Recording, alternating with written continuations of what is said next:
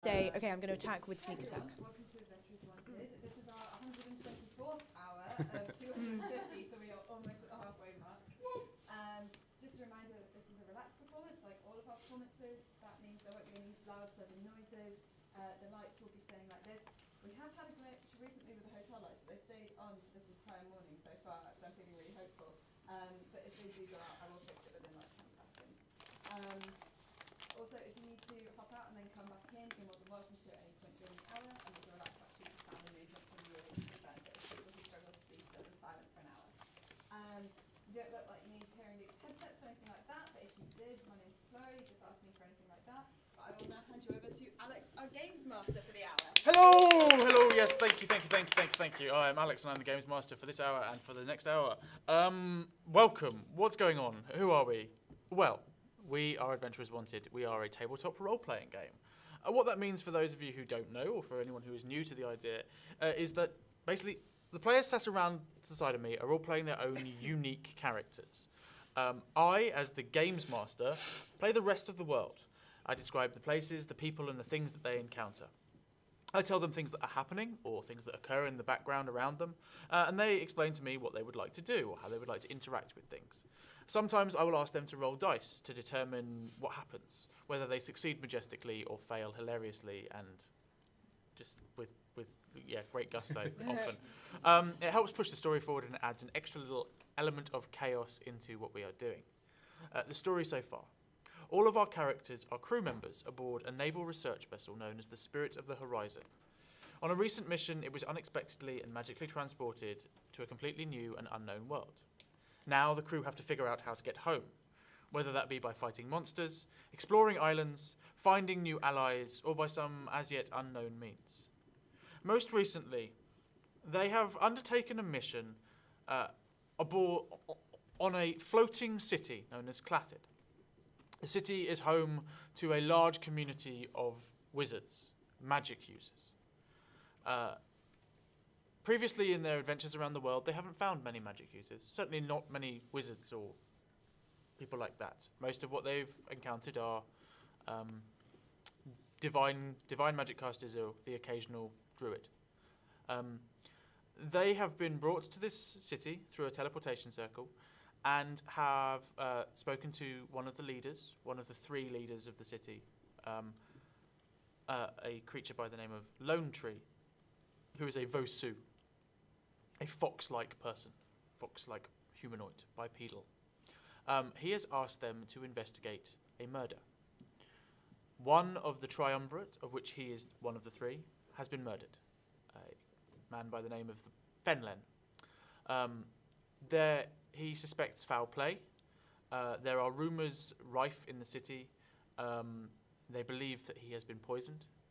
And they've spoken to some other characters as well who have said that the rumours flying around the city imply that it has been done by the School of Necromancy, but that this seems perhaps a little too convenient.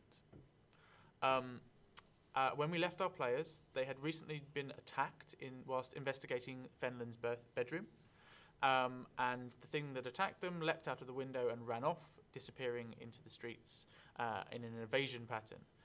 They have then made friends with a local sort of guardsman who is protecting them, and they've made their way to the outskirts of the city, beyond which they see standing this large looming building covered in dark red and black stone, an ominous looming presence sitting as it does outside the city gates, within and surrounded by this wall of magical purple storm that surrounds the entire city. The air is thick and ominous, and beside the school they see a large graveyard. That's where we're going to pick back up. But before we do so, I'm just going to go around the table. I'm going to ask everyone to introduce themselves, the name of their character, what their character is, and also why or what about them would make them stand out and mean that other people aboard the ship would have encountered them or know them. I'm going to start on my left.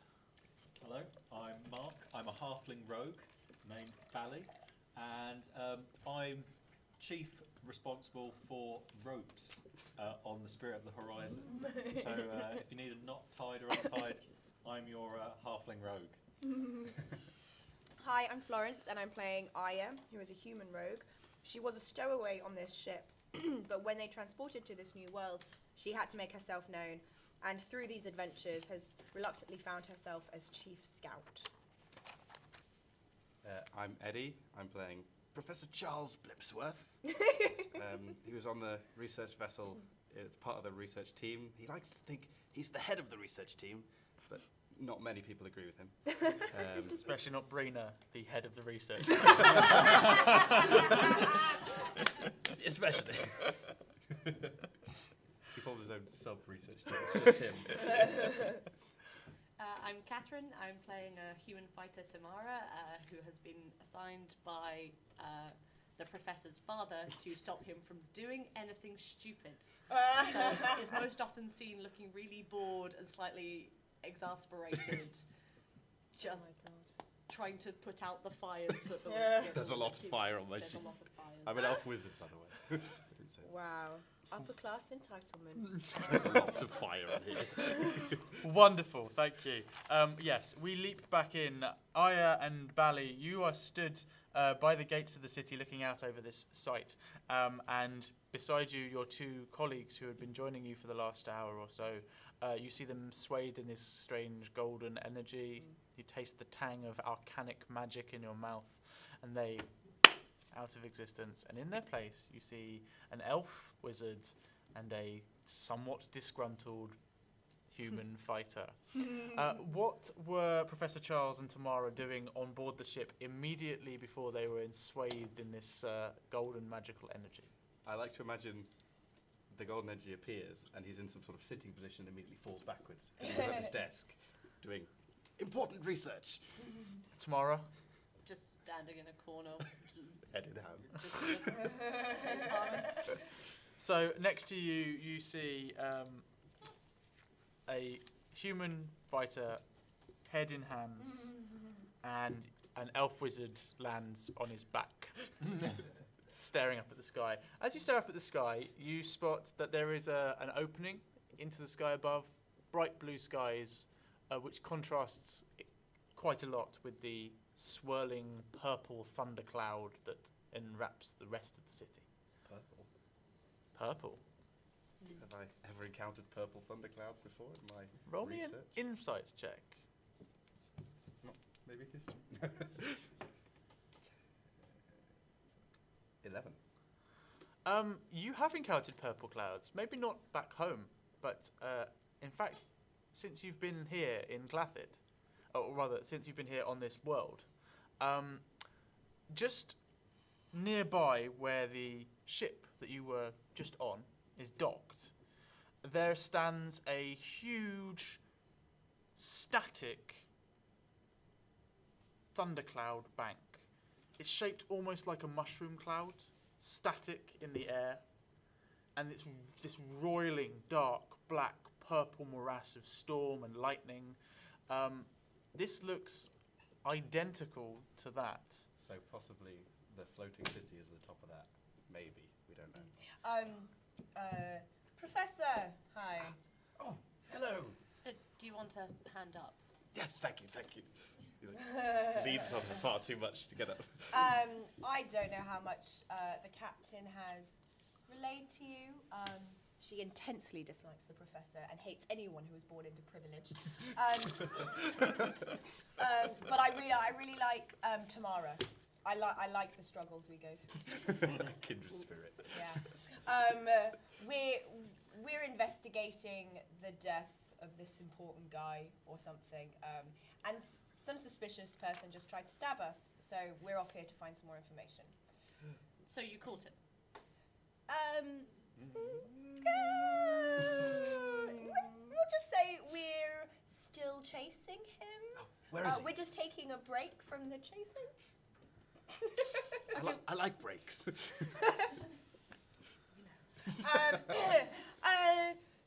Shall we? We'll fill you in as we go. That would be lovely. Yes. So I walk up to the school. You make your way down down down the to the school. pathway. It runs along the edge, like the very edge of the rocky ground of the city. And as you look, you see that this thundercloud comes right up to the edge of it. Roll me perception. Everybody roll me perception checks, please. Perception. Unnat 20. 19. 8. 21. Everyone apart from Professor Charles, who is... My glasses on yet. Yeah, hasn't put his glasses on. You put your glasses on, you realise you put them on upside down. They've got the wrong lens in the wrong eye. They're also fake, just to make me look clever. Then you remember you wear a monocle. Yeah, all of that. Everybody else, as you look around, you see that the rock, the edge of the city that demarcates the edge of this sort of island, for want of a better word, looks like it's been ripped from the ground. Yeah. Avengers style. Oh. Yeah. Cool. So we're here to see this guy called Bathlio, who everyone thinks killed this triumvirate guy called Brother Fenlon. I have a sneaky feeling they were lovers. Oh. But they might Doesn't not mean be. he didn't kill her. Him. Him. Yeah, seems like quite a patriarchal society. Everyone we've met has been a man, actually. Have you noticed that? I don't know. With all the sort of the strange otherworldly beasts and creatures, I wasn't getting into specifics. She's not assuming gender. Someone's covered in hair, you never know.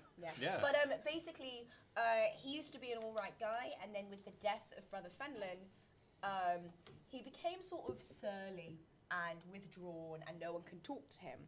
So everyone thinks that he was the one who killed him because the triumvirate, so they rotate like who's in charge, and it was next going to be a necromancer's turn.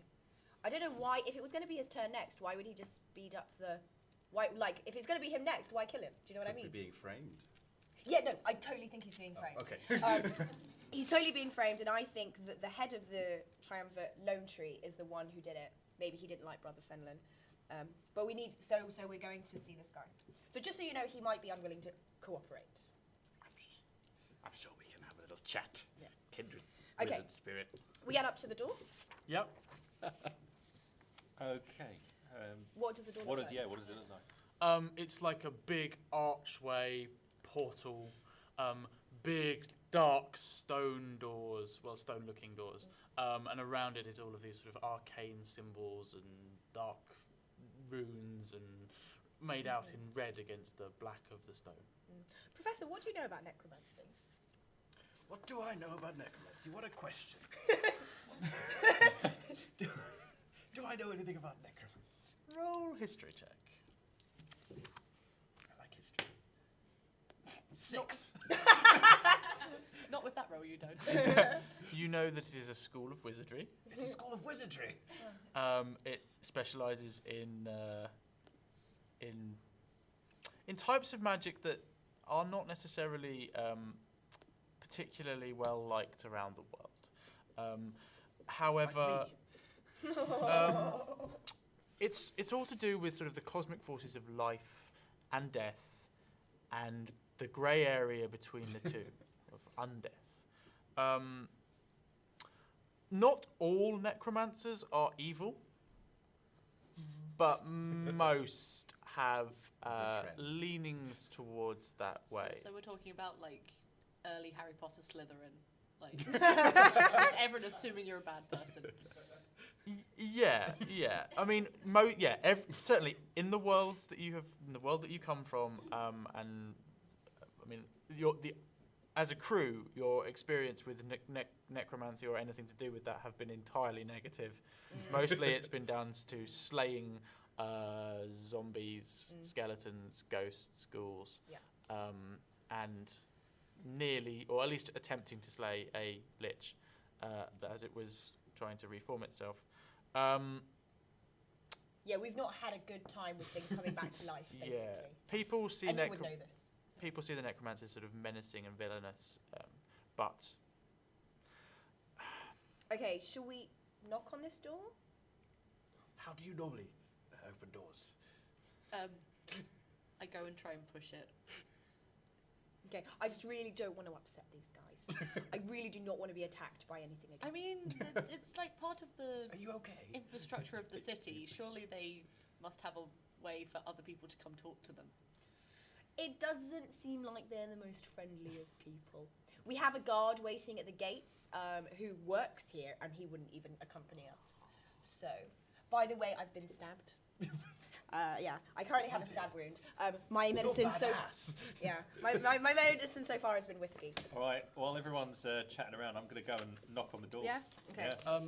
As a point of clarification, you will all have in your inventory 1 potion of superior healing available to you should you wish to use it, which allows you to do 8d4 plus 8 healing back to yourselves. Should you need to?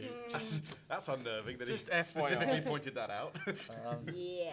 It's Is only there a 'cause- checkpoint as well? Just move past. This is one blade. Nope. And these There are no checkpoints in this world. Okay. You've knocked? Yeah. Literally. Dunno.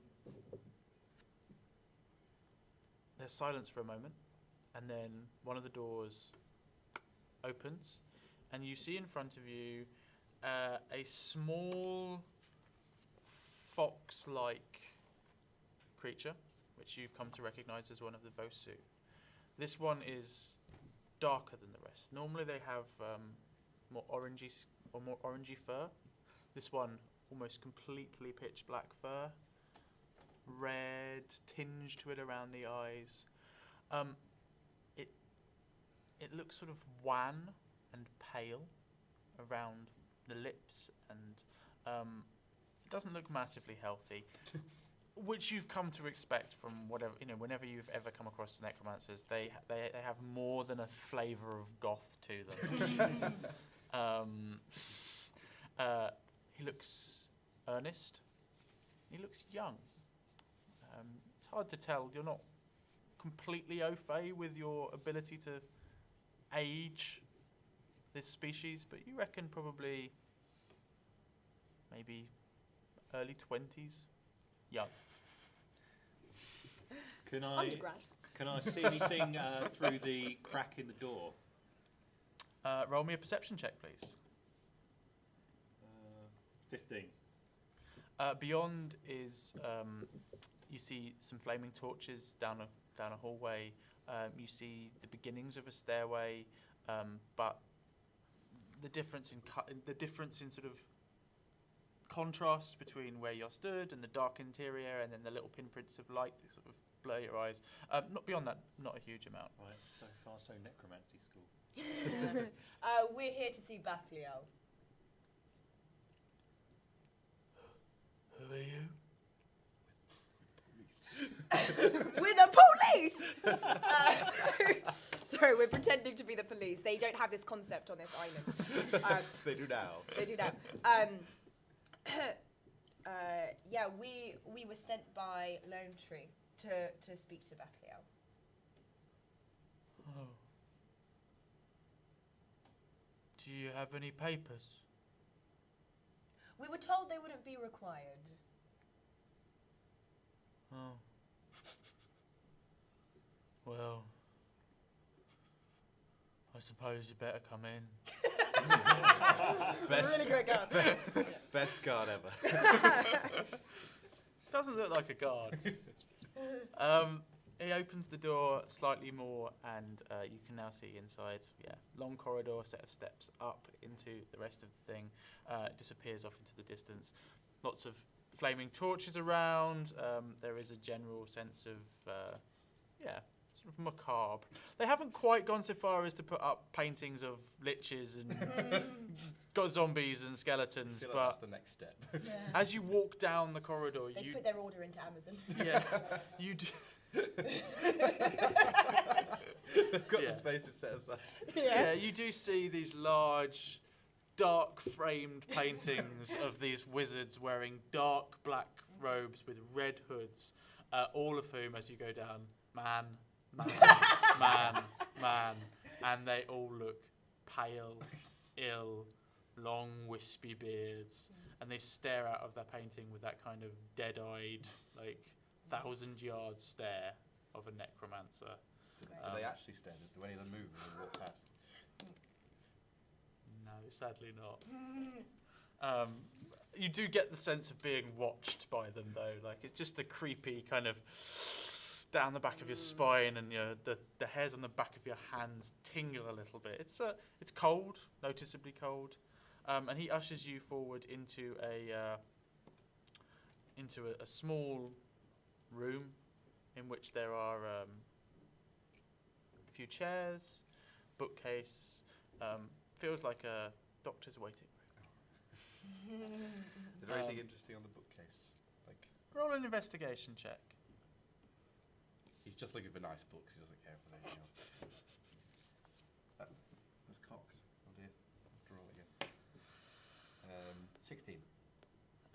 You scan through. Mostly, you see titles in languages of this world.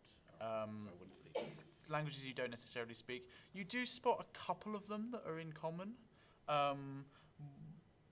sort of tucked away. They're a little smaller, a little thinner than the other ones.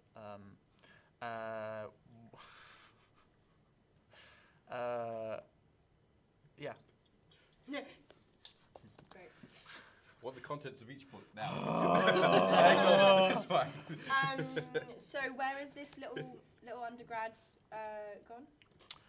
He sort of ushered you into this room, and then he's disappeared up the stairs. Great. Roll me a perception check. 15. You hear above you the sound of knocking on a door, and the sense of a conversation through the doorway, which goes something along the lines of, there are people here to see you, it's important, apparently, they've come here because of Lone Tree. I don't know who they are, I don't recognise them, they're a bit strange, I've never seen anyone like this before. You don't hear much by way of reply. Sounds quiet. If you do hear anything at all, it's the odd sort of yes. And he makes his way back down the stairs into the room, and he sort of says,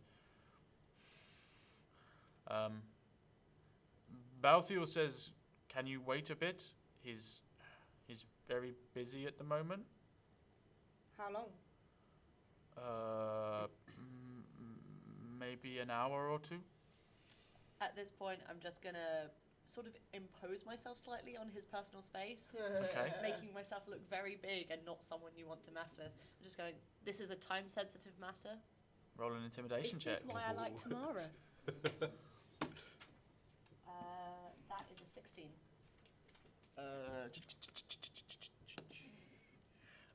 He steps back a couple of paces away from you and sort of nods and says, I think I understand. I don't know. At this point, his facade breaks. You've broken it. And he's just like, please talk to him. It's been miserable here. And I'm used to miserable. The spirits of the dead are restless. It's awful here since... Please, Since the death. Brother Fenlon. Yes.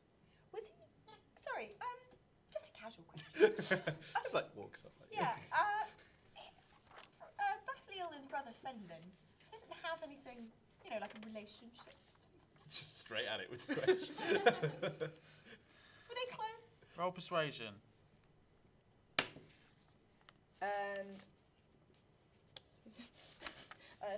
8. They were friends, from what I gather. He has a painting on his desk. It's the two of them when they were very young. Okay. And just one more question. Did Bathleel have sights on the seat of the Triumvirate? I mean, I heard that a necromancer was going to be next anyway. I've also heard that rumour. Seems that that's how things sort of work out here. it's really unfair, really, because all of the other schools, they get to have a head of school who's on the council of the Magi, and then there's 2 or 3 others below them, and they all get to sit on the council as well. And so there's like 4 for each school, but not for us. As if there's something wrong with necromancy. Just, we only get 1 head of school. That's it. So, it seems... I mean, it was definitely Balfield's turn. He's been the best necromancer teacher I've ever had. Oh. I walk up and I put my hand on his little shoulder and I'm like, it's okay. It's okay. He shudders a little bit at human contact. It's not Elf contact. well, yeah. A strange humanoid contact to him, and he sort of steps away from you and he sort of says,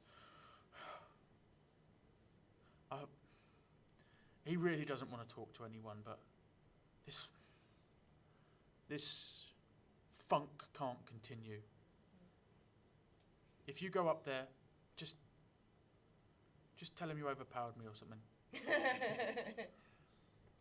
Okay. I don't want him to be angry at me, although angry would be better than this. Okay. I go upstairs. Yeah. Follow. Trying to be... Should we rough him up a bit just to I go was- with the I story? was going to offer, but then he seemed like he was slightly emotionally unstable, so didn't want to touch that. With He's a necromancer. Yeah. He's definitely emotionally unstable. Yeah, I didn't want to It's a touch that. requirement. I didn't want to touch that with a 10-foot glaive, so. Hey. Okay. I go up. Is the door closed or open? We all go up with you. The door is closed. Okay. It's shut. So this is how I think we should play this. So, BAM! We overpowered him. We just. Yeah. So obviously they were childhood friends, childhood Yeah. sweethearts. You really want this, don't I you? I ship this. Yeah. No.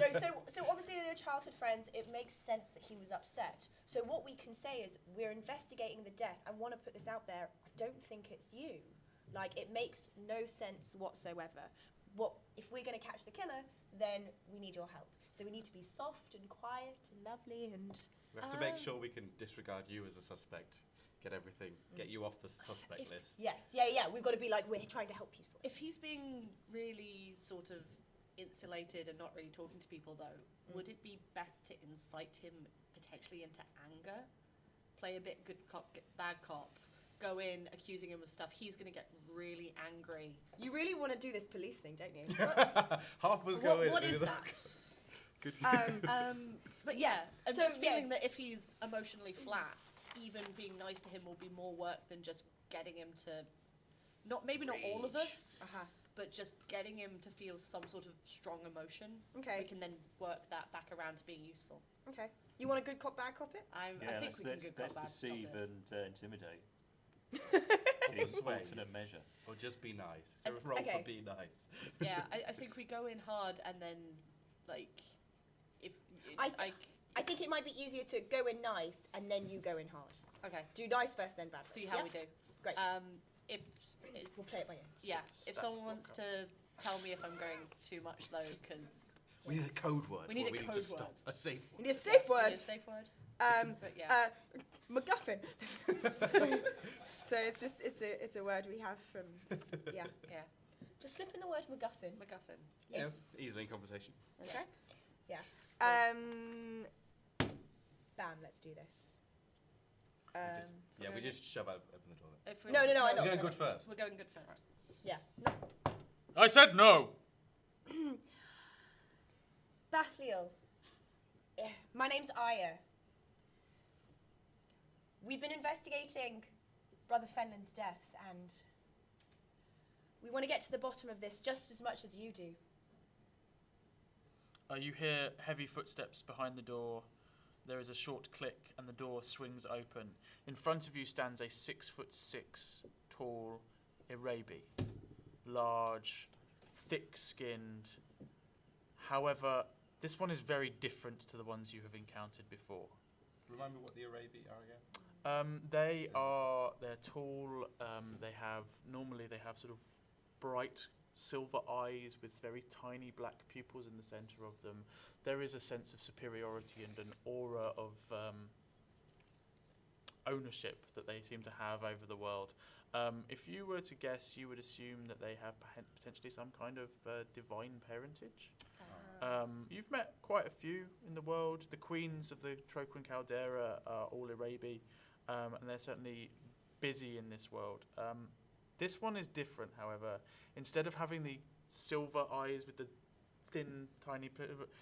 instead, this guy, his skin is much darker and greyer, pulled taut across his face, and his eyes are almost pure red.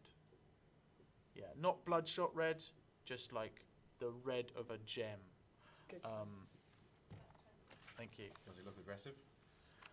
He doesn't look happy. You have disturbed him. He slams the door open and he says, "You come into my place, asking questions, throwing accusations." I want to put this out here right now. I don't think it was you, Bathiel. It makes no sense. Damn right it doesn't make any sense. And if you want to get to the bottom of this, you need to help us. Get to the bottom of this. Who killed Everyone in this city hates me. They hate all of us. They would push us off the edge of the cliff if they had an opportunity. So help us to prove it wasn't you. You want to get them to stop hating you, you've got to prove it wasn't you who killed Brother Fenlon. What do I look like? A diviner? You look like someone who knew Brother Fenlon very well. He goes quiet at that. Sit down with us. Let's talk. Roll persuasion. 19. He takes a step back from the doorway. He doesn't look quite so scared, or at least quite so scary, rather. Are his eyes still red? His eyes are still red. Yeah, it seems to be a permanent thing. And he steps back, and you get the sense that he is allowing you entry into his study. I sneak a look at tomorrow. We got this. Great, so I go in. We follow her in. Yeah, what do we see? Large, dark mahogany desk. Bad taste. Chair sat behind it, behind two large, dark bookcases filled with dark leather tomes. One very small circular window that looks out over the front of the building. Various objects and trinkets dotted around the room. And in front of his desk there are two chairs. Great. As we walk in, I'd like to just do a recon of every entrance, exit, anything that looks like it shouldn't be there, any dark shadows that someone could hide in. In contrast, Blimpy just goes and takes one of the seats. Yes. Because obviously one of them's Yes, for him. of course, of course. Roll me a perception check, please. That is 21. You look around the room, it's lit almost exclusively by torchlight or candlelight. There are a lot of dark corners in this room, but even with a high perception, you don't perceive anything lurking in there. You turn to look at the corner behind you to the right, and you spot a skeleton. And then you sort of look at it again, and you see that it's sort of hanging from a thing. And then slightly closer, look at it, you're pretty sure that this skeleton is made actually from wood, painted white. It appears to be an anatomical model of a skeleton rather than an actual raised living skeleton. Still spooky. In terms of exits from the room, you perceive the one that you've come through, and then just off to the side, on the same wall where the skeleton is, there is a bookcase which looks a little bit less than bookcasey. Yeah, one of those. I'm going to sort of position myself near there, between like the two doors, just in case anything goes down. Okay. The bookshelf got a different texture to the rest of the background wall. It's just slightly clipping through. Yeah, it looks like an overlay. Great. So on this desk, is there this picture of him and Brother Fenlon as kids? From where you're stood right now, Yeah. you can see the back of a few picture frames, Okay. but yeah, it's facing him as he sits at the desk rather than facing out at the room. So I slowly and non-threateningly walk towards the desk, pick up the first picture I see. I sat down on the chair now. I hope it's the right one. Come on. You pick up a picture and turn around and look at it. It's a painting of this dark Arabi. He's wearing his robes. They look brand new, and he's carrying in his hand this large scroll. And he's sat there looking Graduation pic. looking slightly awkward. He's still got life in his eyes. Still got hope. Did Brother Fenlon come to your graduation? Many people came to our graduation. It was a mass graduation. That's how it works. Okay, That's how we graduate here. I put down that one and I pick up the next one. The next one you see is a painting of two young people. One looks, they both look about sort of 13 years old. They're both dressed in very small grey robes. One of them is this dark, red-eyed, pale-skinned Arabi, and next to him stands what looks like a walking carpet. That's Brother Fenlon. While she's looking at the pictures, can I strike up conversation with? Absolutely. As my colleague here told you, we're here to, we're outsiders without the prejudice of, as you say, the rest of the people in the city. We're here to make sure that we can prove it wasn't you. Obviously, there's all these rumours that it was something to do with the School of Necromancy, but who do you think it might have been linked to? Did Brother Fenlon? My memory is gone. Fenlon have any enemies that you know of? Because you were close to him, obviously. He looks at you and he says, I do not know. This city is filled with intrigue and politics. What would you expect when you find several hundred wizards all together?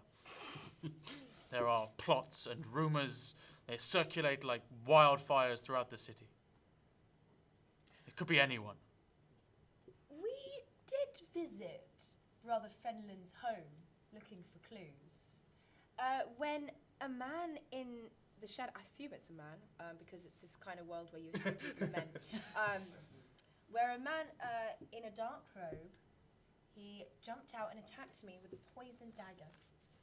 Who do you know who might do something like that? A poison dagger. Yeah. Specifically, didn't attack us with magic, which I feel is weird for a city of wizards. Well, rubs his face and he thinks and he says, it seems strange. The two things must be correlated. I've heard some conversation recently emanating from the God's Yard. It seems that Dalta, who looks after our incoming and outgoing supplies, has been concerned. Delta from purchasing. Yeah, logistics. She's been concerned. There was a recent, and this is just rumour, there was a recent use of incoming teleportation circle unauthorized. I don't know any more than that, but, well, if you have been attacked by non-magical creatures, then there is a strong likelihood that perhaps some people from outside of the city have come in. Some people with specialist skills. It would certainly make sense. I thought the whole point of this cloud was to shield you from the outside world. It is. But we are not a self-sustaining community. So you engage in the economy. Of course. They did. Sorry, in the last hour, they didn't really know what economy was. And they were really offended that we wanted payment for this quest. But, Of course. we have no land up here to grow. We can sustain ourselves, well, some of the wizards can conjure some things that they can eat, but we require food, we require Every drink, city requires trade, yes. we require trade. Just one moment. My friend, you say you were stabbed by a poison dagger. Yeah. Is there any poison around the wound still? Because I don't know. I might be able to maybe use some of the poison to scry on the assassin potentially. I don't know. Yeah, you can certainly give it a go. I do it. I do it. There we are. Dungeons and Dragons. That's how it works. Let me just double check how scrying works.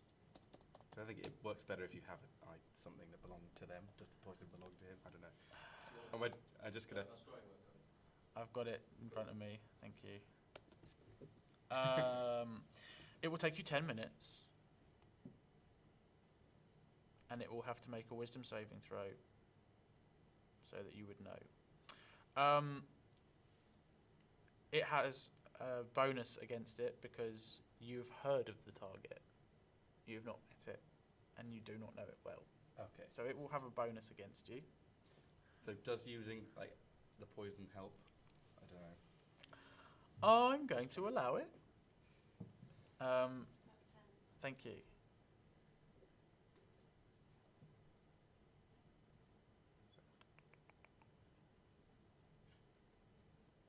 Okay, 1 second. Let me find the right stats. So for the 10 minutes that it takes to cast, he does very extravagant, possibly unnecessary motions to make sure everybody knows that he's casting a very important spell. Every so often, Tamara just goes up and slightly moves one of the things that he knocks over. Because he's got his eyes closed, obviously. So he's got his eyes closed, just flailing around in the in a room. The necromancer looks on, unimpressed. I don't see because my eyes are closed. One second. Spell save 16. Your spell save is 16.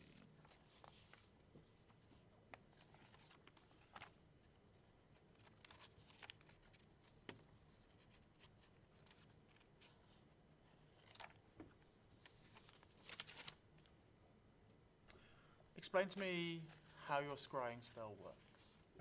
Okay, so he reaches into his wizard bag. He pulls out a small hand mirror, and that's the center of the ritual that he's been knocking stuff over around before, taking it up, and then he finally opens his eyes, and his eyes look mirrored as well. He's looking, only he can see in the mirror, but it shows him something. You focus and you stare into the mirror. And at first you see only yourself. But as you peer deeper and the magic takes its hold over that 10-minute period, you start to see more. Fog starts to clear within the mirror, and you see a dark hooded figure, crouched, panting, in the corner of a room. The room looks run down, overgrown, and there is a sense of it's lit by natural daylight, even though it's an indoor space. As I'm seeing this, I'm speaking it out so everyone can hear, describing it. Cool. Do you recognise the space, Bathiel? Does it sound familiar? I do not know specifically, but it sounds like it's in the city. Probably in the slum area. What does the man look like? Is it a human? It's humanoid. Humanoid. You see under its under the cloak, you see another dark snout, similar to the Vosu that you met downstairs. Is there a tail visible? Do the Vosu have tails? They do. They have fox-like tails, I believe, is written somewhere in their Up to you. You see like a twitch in the back of the robe. As it is sat there, hunched down, panting, as your spell draws to a close, you see it look up, and it starts to have a conversation, which you can't hear. And the spell fades.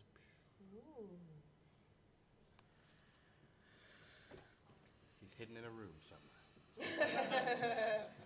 You're welcome.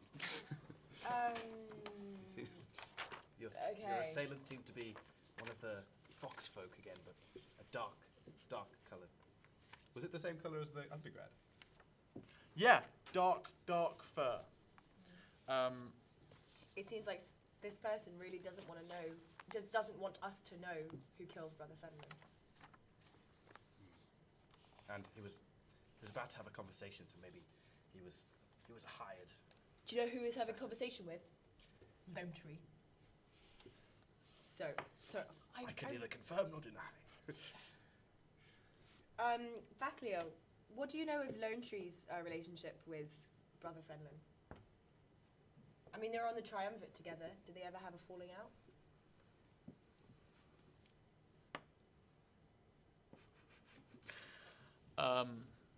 He looks across and he says, "We're wizards. We are constantly falling out. But it has been a period of unrest and strangeness. The last 30 years have been fraught. We haven't seen the Emperor in some time. His throne remains empty, and all the decision-making falls entirely on the Triumvirate and the members of the Council. I have seen them exchange fraught words, but I have seen them share drinks and leisurely conversations. Lone Tree is a powerful wizard in his own right, but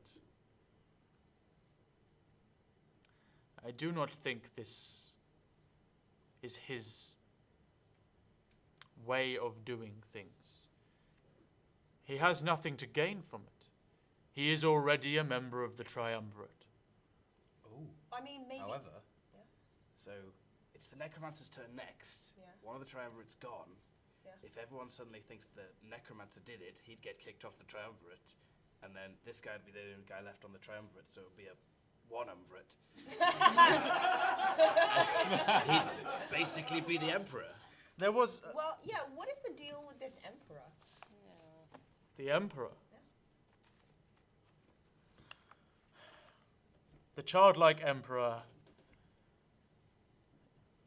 is our leader, our guardian, our beacon of hope in this society. But we have not seen him. 30 years since he stepped foot into the council chambers. So would he no longer be childlike? Sounds like he's throwing a tantrum. Do we know why he disappeared? Where does he live? Well, there was on a map. We had a map somewhere. Oh, right. So we have this map that we got, and there is there's a palace sort of thing. The inner sanctum of the childlike emperor is here. Okay. So it's probably hiding out here, I'm guessing. What about this third guy on the triumvirate? He never said anything. Suspicious. Everybody is suspicious. It's almost like it's a murder mystery. Is Gnome Tree not the third guy? No, so there's three guys. Lone Tree, the dead guy, and this third guy who we've heard nothing about. Okay. Oh, which school is Lone Tree? No idea. He turns, he says, those on the triumvirate occupy a special place within our society, where most wizards are specialists in one school. Those in the triumvirate have access to more than one school of wizardry. Lone Tree started his days in the School of Transmutation, but before he made his way to the Triumvirate, he became an evoker as well. I'm well aware of this conversation. I hope that conversation happens in the real world. That's me. That's me. Yes, sure. He says the other Grand Magus is Thalv. And you remember now from being in the room that sat alone to his left-hand side in one of the other of the three chairs was a Komodo, one of the lizard folk style ones. He says, Thove is an interesting character. He specializes in 3 schools of wizardry: abjuration, enchantment, and illusion. What's his deal? He seems steadfast, quiet, unwavering. Since he became part of the Triumvirate, we have noticed an increase in the number of Komodo wizards brought into the city. Nepotism. Is there anything that people might feel murdery towards Brother Fenlon for? I know you were saying like people fall out all the time, but a simple falling out, if they happen all the time, all of you would be dead, right? So is there anything like super extreme that happened? But people are always at ends over, apart from the distrust of necromancy. Yeah. People feel killy for. Fenlon, as an Eriag, which you know is the name of the species that he is. As an Eriag, he has some issues in his past. The Eriag are frequently and historically in this world creatures who have been used and abused. They are often, or were often, slaves. The Komodo are a friendly race, but historically, they did not treat the Eriag well.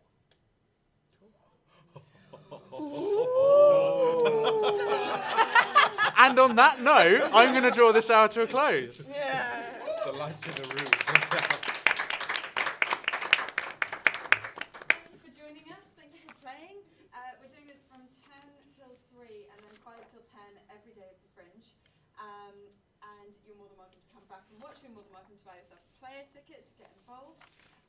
We are also live streaming the whole thing on twitch.tv/adventurouswanted and live tweeting it on @adventurous250. I'm just going to quickly throw to Florence, who's working on some other things at the Fringe. So I'm doing a couple other things. I'm doing Agony Uncles of Science, where we are real scientists who solve all your problems with science, often inexcusably applied. It's free. It's at Barbados every single day at 9:15. And I'm also doing the Vagina Museum's first ever art exhibition, which is at Woodland Creatures. Again, totally free. It's like the back of a pub, so it's free. We're running 2 events as part of it. A poetry night tomorrow at 6 p.m. or a comedy night on the 22nd at 6 p.m. There are flyers over there if you would like them. Oh, we've now got a quick turnaround for our 125th hour, which is coming up next.